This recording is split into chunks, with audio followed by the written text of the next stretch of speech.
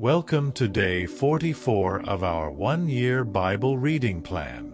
Today, we dive into Leviticus 4 and 5, where we learn about sin offerings and God's mercy, and Matthew 28, where we celebrate the most incredible event in history, Jesus' resurrection.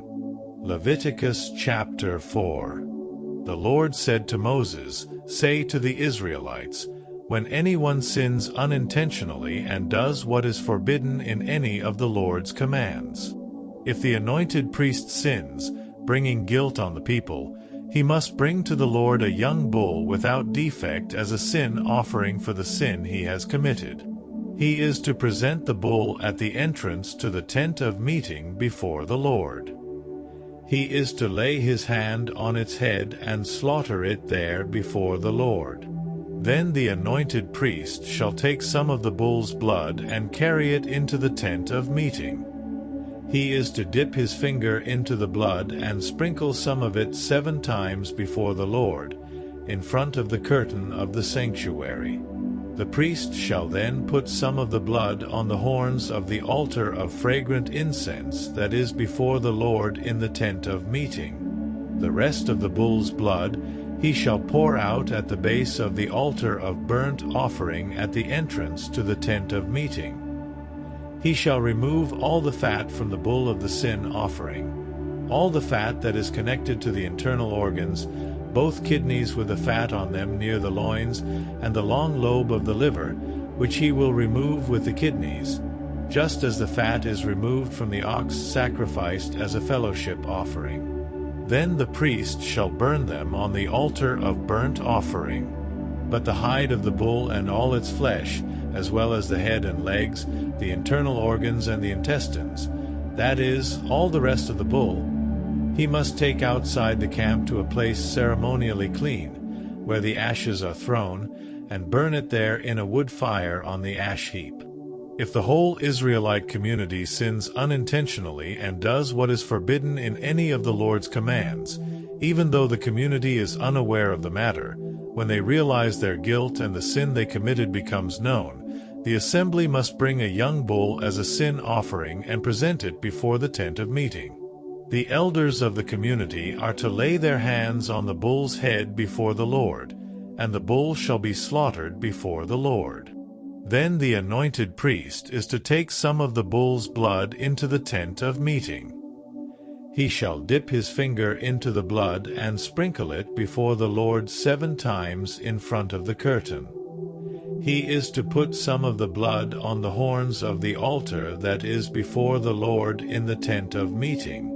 The rest of the blood he shall pour out at the base of the altar of burnt offering at the entrance to the tent of meeting. He shall remove all the fat from it and burn it on the altar, and do with this bull just as he did with the bull for the sin offering. In this way the priest will make atonement for the community, and they will be forgiven. Then he shall take the bull outside the camp and burn it as he burned the first bull. This is the sin offering for the community.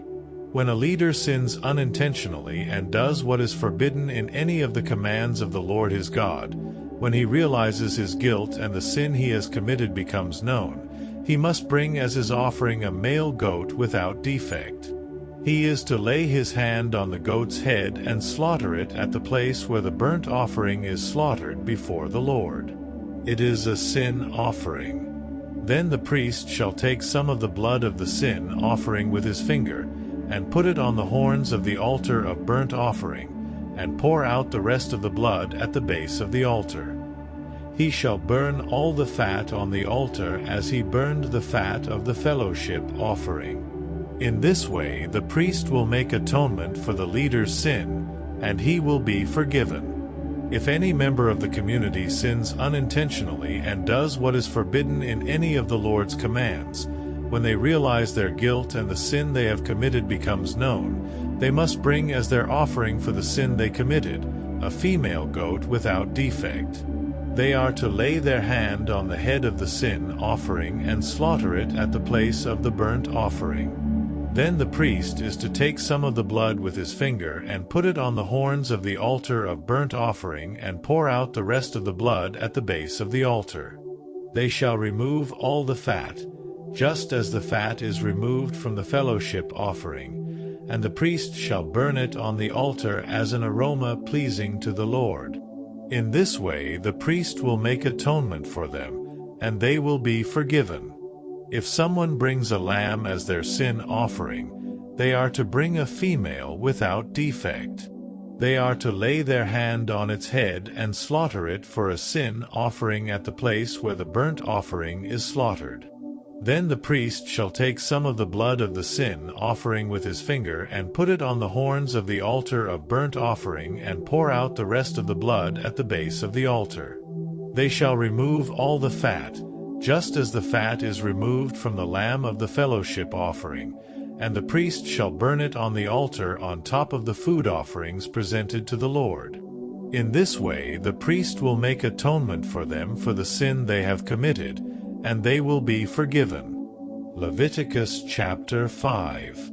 If anyone sins because they do not speak up when they hear a public charge to testify regarding something they have seen or learned about, they will be held responsible. If anyone becomes aware that they are guilty, if they unwittingly touch anything ceremonially unclean, whether the carcass of an unclean animal, wild or domestic, or of any unclean creature that moves along the ground, and they are unaware that they have become unclean, but then they come to realize their guilt, or if they touch human uncleanness, anything that would make them unclean, even though they are unaware of it, but then they learn of it and realize their guilt, or if anyone thoughtlessly takes an oath to do anything, whether good or evil, in any matter one might carelessly swear about, even though they are unaware of it, but then they learn of it and realize their guilt. When anyone becomes aware that they are guilty in any of these matters, they must confess in what way they have sinned. As a penalty for the sin they have committed, they must bring to the Lord a female lamb or goat from the flock as a sin offering, and the priest shall make atonement for them for their sin. Anyone who cannot afford a lamb is to bring 2 doves or 2 young pigeons to the Lord as a penalty for their sin, one for a sin offering and the other for a burnt offering. They are to bring them to the priest, who shall first offer the one for the sin offering. He is to wring its head from its neck, not dividing it completely, and is to splash some of the blood of the sin offering against the side of the altar. The rest of the blood must be drained out at the base of the altar. It is a sin offering. The priest shall then offer the other as a burnt offering in the prescribed way and make atonement for them for the sin they have committed, and they will be forgiven. If, however, they cannot afford 2 doves or 2 young pigeons, they are to bring as an offering for their sin 1/10 of an ephah of the finest flour for a sin offering. They must not put olive oil or incense on it, because it is a sin offering. They are to bring it to the priest, who shall take a handful of it as a memorial portion and burn it on the altar on top of the food offerings presented to the Lord. It is a sin offering. In this way the priest will make atonement for them for any of these sins they have committed, and they will be forgiven. The rest of the offering will belong to the priest, as in the case of the grain offering. The Lord said to Moses, "When anyone is unfaithful to the Lord by sinning unintentionally in regard to any of the Lord's holy things, they are to bring to the Lord as a penalty a ram from the flock, one without defect and of the proper value in silver, according to the sanctuary shekel. It is a guilt offering. They must make restitution for what they have failed to do in regard to the holy things, pay an additional penalty of 1/5 of its value, and give it all to the priest. The priest will make atonement for them with the ram as a guilt offering, and they will be forgiven.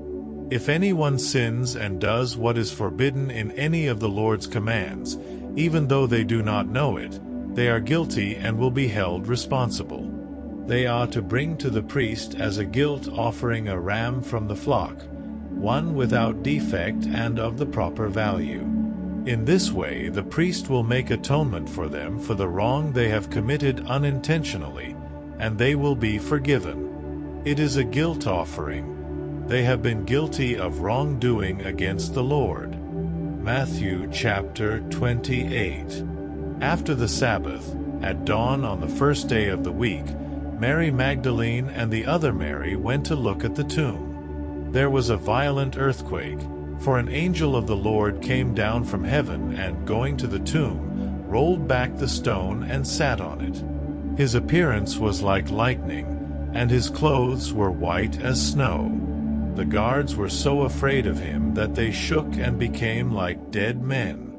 The angel said to the women, "Do not be afraid, for I know that you are looking for Jesus, who was crucified. He is not here. He has risen, just as he said. Come and see the place where he lay. Then go quickly and tell his disciples, he has risen from the dead and is going ahead of you into Galilee. There you will see him. Now I have told you." So the women hurried away from the tomb, afraid yet filled with joy, and ran to tell his disciples. Suddenly Jesus met them. "Greetings," he said. They came to him, clasped his feet, and worshipped him. Then Jesus said to them, "Do not be afraid. Go and tell my brothers to go to Galilee. There they will see me." While the women were on their way, some of the guards went into the city and reported to the chief priests everything that had happened. When the chief priests had met with the elders and devised a plan, they gave the soldiers a large sum of money, telling them, "You are to say, 'His disciples came during the night and stole him away while we were asleep.' If this report gets to the governor, we will satisfy him and keep you out of trouble." So the soldiers took the money and did as they were instructed. And this story has been widely circulated among the Jews to this very day. Then the 11 disciples went to Galilee, to the mountain where Jesus had told them to go. When they saw him, they worshipped him, but some doubted. Then Jesus came to them and said, "All authority in heaven and on earth has been given to me. Therefore go and make disciples of all nations, baptizing them in the name of the Father and of the Son and of the Holy Spirit, and teaching them to obey everything I have commanded you. And surely I am with you always, to the very end of the age." Today's reading reminds us of God's mercy through the sin offerings in Leviticus chapter 4 and 5, and the victory of Jesus' resurrection in Matthew chapter 28. Because he lives, we have forgiveness and eternal hope. If this reading blessed you, like, share, and subscribe to stay on this journey. See you tomorrow.